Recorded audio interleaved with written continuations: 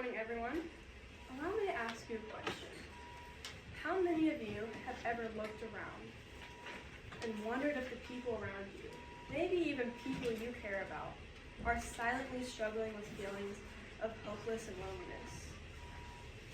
Just because you might not see it doesn't mean that it's not there. And perhaps you've even felt it yourself, like a dark cloud is just constantly following you around. The truth is, mental health struggles are very common and just more common than you might think, especially among teenagers. But here's the most concerning part, that all these young people are suffering in silence. In America today, mental health issues among teenagers are on the rise. According to statistics, about 70% of teens that need help will never receive it. That means that the majority of teens that are struggling are just suffering by themselves, doing it all by themselves. And the problem is not that these teens feel sad and alone, it's that they're not even talking about it, which is making it a lot worse. So just imagine for a moment that someone you know, maybe it's a sibling, a friend, someone in your class, feels just completely fine on the surface, or looks completely fine on the surface.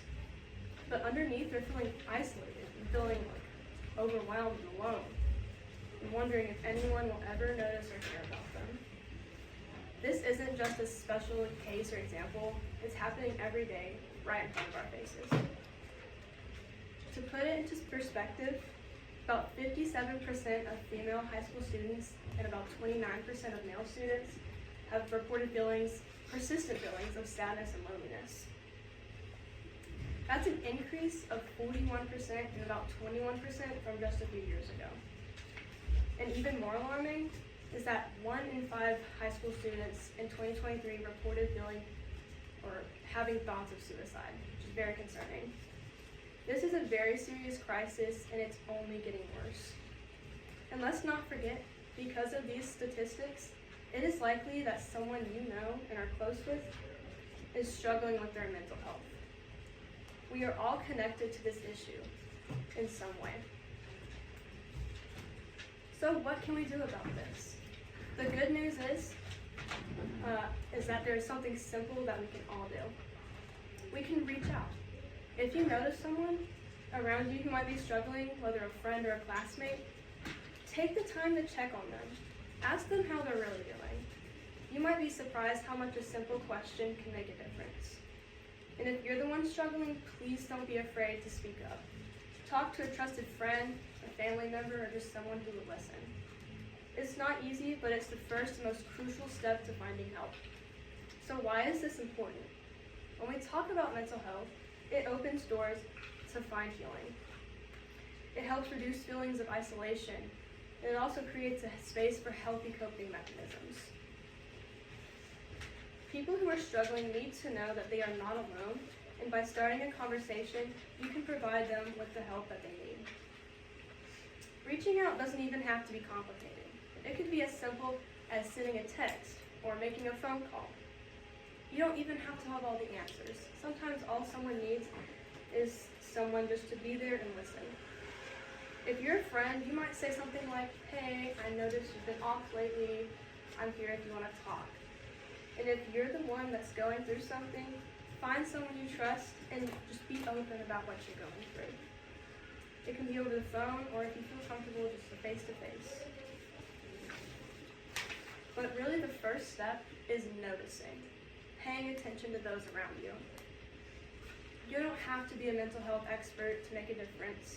You just need to take the time to care and to listen to people. Now, I know it might be really uncomfortable at first, as it's really hard to talk about feelings sometimes, and especially if it's really sad ones like depression. But just think about this. If the awkwardness that you might feel in that conversation is probably nothing compared to the pain, loneliness, like depression, that the person struggling might be feeling. Sometimes someone just needs to know that another person cares enough to ask them how they are. And when you ask them how they are, it can be the difference between someone getting help or still suffering in silence. I want you to take a moment and really think about this. There is a rising mental health crisis among teens, and it's only getting worse.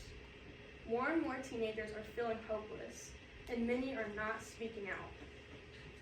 That silence is not helping. They need our help. But here's the positive part. We have the power to make a change. By simply reaching out to those who might be struggling, by asking them how they're really doing, we can create a space where people feel seen, where they feel heard, and where they feel supported. And if you're the one struggling, please speak up. There's always someone who cares, and there's always someone who can help. So what can you do right now?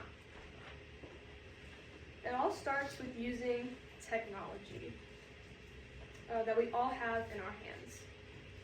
Whether it's a text message, a phone call, or even a simple FaceTime, you have the ability to reach out and make a difference. Don't let someone you care about slip through the cracks. And if you're struggling, don't hesitate. Call someone, talk to someone, because you don't have to go through it alone. And if it ever gets to the point where you can't cope, please don't wait. Call the Suicide Prevention Helpline, which I put on the screen. It's there for a reason, and it's there to help. I'll leave you with this thought. If you see someone struggling and who might need help, don't stay silent. Please say something. And if you're struggling, don't suffer in silence. Say something to someone. One conversation could change a life. Thank you.